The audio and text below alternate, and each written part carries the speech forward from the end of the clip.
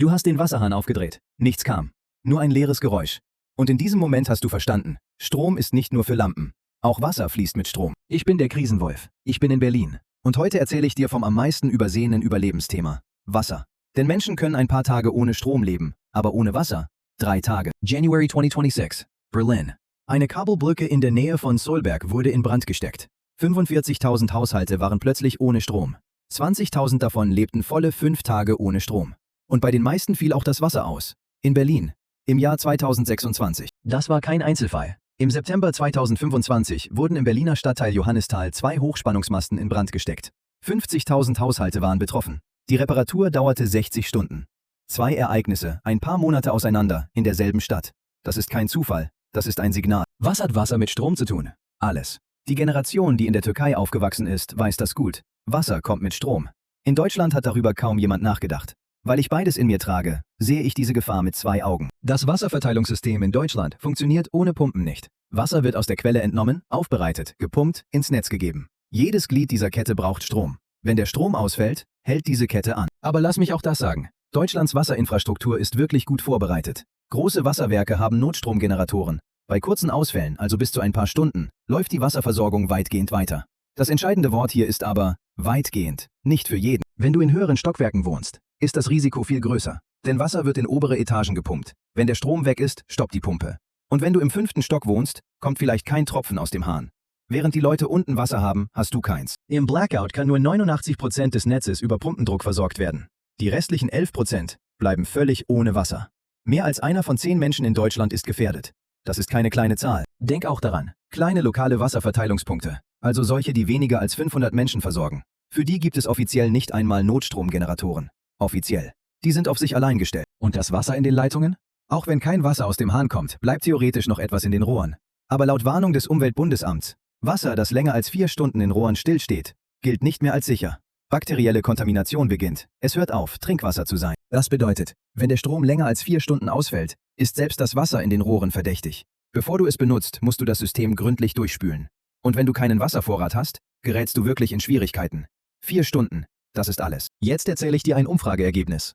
Laut einer repräsentativen Studie von IFAD und YouGov aus dem Jahr 2025, 63% der Bürger in Deutschland glauben, dass das Land auf eine Wasserkrise nicht vorbereitet ist. Mehr als 2/3. Dieses Vertrauensdefizit ist ein ernstes Zeichen. Und Deutschlands bitteres Geständnis. Laut Recherche des ARD-Politikmagazins Kontraste gibt es in Deutschland keinen bundesweiten Notfallplan für einen großflächigen und langanhaltenden Blackout. Die Verantwortung liegt bei Ländern und Kommunen. Das heißt, jeder für sich. Als ich das zum ersten Mal hörte, schockierte mich das wirklich. Deutschland. Eines der organisiertesten Länder der Welt. Und kein nationaler Wasser-Blackout-Plan. Dann dachte ich, vielleicht ist genau deshalb individuelle Vorbereitung so wichtig. Der Staat kann nicht alles lösen. Du kannst es. Lass uns jetzt praktisch sprechen. Was passiert mit der Toilette in einer Wasserkrise? Die meisten denken daran nicht, aber das ist eine hygienisch kritische Frage. In einstöckigen Häusern mit Schwerkraftsystem funktioniert die Toilette meist weiter. Aber in oberen Etagen stoppen elektrische Drucksysteme. Wenn kein Wasser kommt, benutze die Toilette so wenig wie möglich. Wenn das Wasser im Spülkasten aufgebraucht ist, hört es auf. Als Alternative, vorher Wasser in der Badewanne oder großen Behältern sammeln. Dieses Wasser kann für die Toilette verwendet werden, auch zur Reinigung, aber nicht zum Trinken. Die offizielle Empfehlung des BBK, mindestens 2 Liter Trinkwasser pro Person und Tag. Aber um realistisch zu sein, inklusive Kochen, grundlegender Hygiene und Zähneputzen, braucht man 5 bis 10 Liter pro Person und Tag. Eine 4-köpfige Familie, 7 Tage, das kann bis zu 280 Liter sein. Um es zu verstehen, stell dir vor, ein großes 10-Liter-Kanister macht 28 Stück. Oder 187 Standardwasserflaschen à 1,5 Liter. Diese in eine Ecke zu stapeln ist sowohl günstig als auch einfach. Und diese Ecke könnte dich eines Tages retten. Die günstigste und praktischste Lösung. 10 bis 20 Liter Kunststoffwasserbehälter. Wähle lebensmittelechte, BPA-freie. Fülle sie, halte sie verschlossen, lagere sie kühl und dunkel. Alle 6 bis 12 Monate erneuern. Das war's. Vorbereitung ist manchmal wirklich so einfach. Vergiss auch nicht, die Badewanne zu füllen. Wenn du eine Krisenwarnung hörst oder auch nur eine Ahnung hast, sofort die Badewanne füllen. Eine Standardbadewanne fasst 150 bis 200 Liter. Das ist für eine Familie mehrere Tage Toiletten- und Reinigungswasser. Kostenlos. Schon in deinem Zuhause. Es gibt auch spezielle Badewannenwasserbeutel. Produkte wie Waterbob. Du legst sie in die Wanne, füllst und verschließt sie. Das Wasser wird hygienisch geschützt. Bis zu 450 Liter fassbar. Für eine Familie 3 volle Wochen Trinkwasser. Und der Preis? Rund 25 bis 30 Euro. Jetzt gehen wir etwas weiter. In einer Wasserkrise ist auch Abwasser ein Problem. Auch das Abwassersystem braucht Strom. Wenn Pumpstationen nicht funktionieren, kann Abwasser zurückfließen. Das ist eklig, aber real. Und deshalb ist es kritisch, den Toilettenverbrauch zu minimieren. Tragbare Campingtoilette. Klingt komisch, ich weiß, aber weißt du was? Beim Spanien-Blackout, beim 18-stündigen Ausfall, begann das Abwassersystem in einigen Stadtteilen unter Druck zu geraten. Die Unvorbereiteten mussten in sehr schwierigen Momenten sehr unangenehme Entscheidungen treffen. Wasserreinigungstabletten sind auch ein Muss für die Notfalltasche. Flusswasser, Seewasser oder Regenwasser. Diese können nicht roh getrunken werden. Aber mit Reinigungstabletten wie Micropur können sie trinkbar gemacht werden. Eine Packung reinigt 50 Liter, kostet 5 bis 10 Euro. Dieses Geld ausgeben. Filtration ist auch eine wichtige Alternative. Tragbare Wasserfilter wie LifeStraw oder Sawyer filtern Bakterien und Parasiten zu 99,9999%. Du kannst direkt aus jeder Wasserquelle trinken. Dieses kleine Röhrchen ist ein Lebensretter. Regenwassersammlung ist auch eine Option, die man bedenken sollte. Besonders wenn du in einem Einfamilienhaus wohnst. Ein großes Kunststofffass an die Dachrinne anschließen. Regenwasser ist nicht hygienisch, aber nach Aufbereitung nutzbar.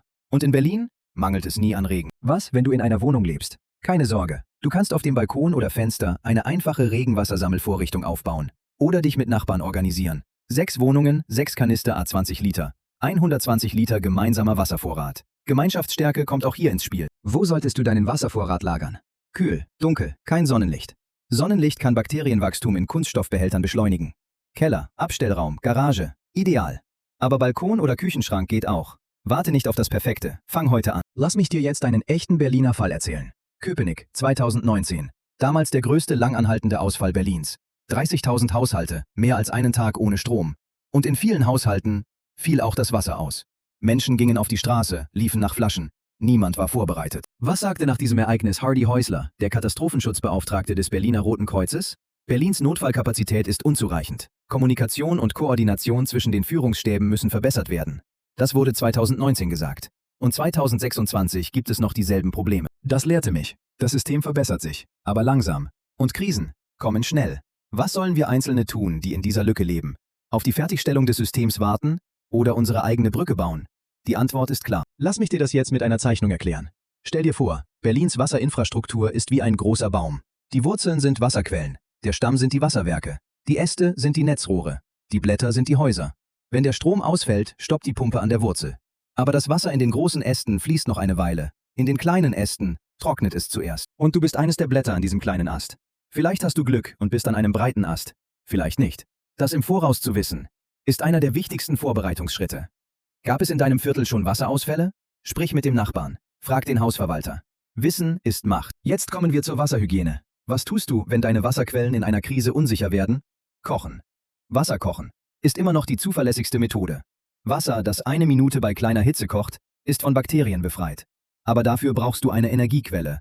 Der Campingkocher kommt hier ins Spiel. Berechne die benötigte Wassermenge zum Kochen. 4-köpfige Familie, täglich 8 Liter Trink- und Kochwasser. Zum Kochen braucht man etwa 30 Minuten Gasverbrauch. Eine Butankartusche brennt meist 1 bis 2 Stunden. Also, 3 bis 4 Kartuschen reichen für eine Woche Kochen. Chlorierung ist auch eine einfache Aufbereitungsmethode. Reines Natriumhypochlorit aus der Apotheke. Also geruchloser, farbloser Bleichpulver. 2 Tropfen pro Liter Wasser reichen. 30 Minuten warten. Wird trinkbar. Einfach. Günstig. Aber die meisten wissen es nicht einmal. Die stärkste Vorbereitung meiner Meinung nach ist eine stille Vorbereitung. Deine Nachbarn müssen dich nicht als verrückten Prepper sehen. Du hast einfach etwas mehr Flaschen im Schrank. Einfach einen Wasserfilter. Einfach einen Campingkocher. Das war's. Niemand weiß es. Aber du weißt es. Und wenn es nötig ist, bist du bereit. Als der Krisenwolf gebe ich dir ein Versprechen. In jeder Folge gebe ich dir nicht unnötige Panik, sondern konkrete Informationen. Die Wasserfolge ist vorbei, aber die Geschichte hört nicht auf. In der nächsten Folge zeige ich dir, wie man die Kühlkette schützt und wie man einen Lebensmittelvorrat aufbaut. Schritt für Schritt, nach Budget, ohne unnötige Komplexität. Das ist das Ende dieser Folge, aber der Anfang deiner Vorbereitung. Mach heute einen kleinen Schritt. Kauf nur eine Flasche Wasser, nur eine Taschenlampe, nur eine Konserve. Kleine Schritte machen einen großen Unterschied. Und eines Tages, vielleicht in einer fernen Zukunft, wirst du dir für diesen kleinen Schritt danken. Schöne und friedliche Tage. Der Krisenwolf aus Berlin.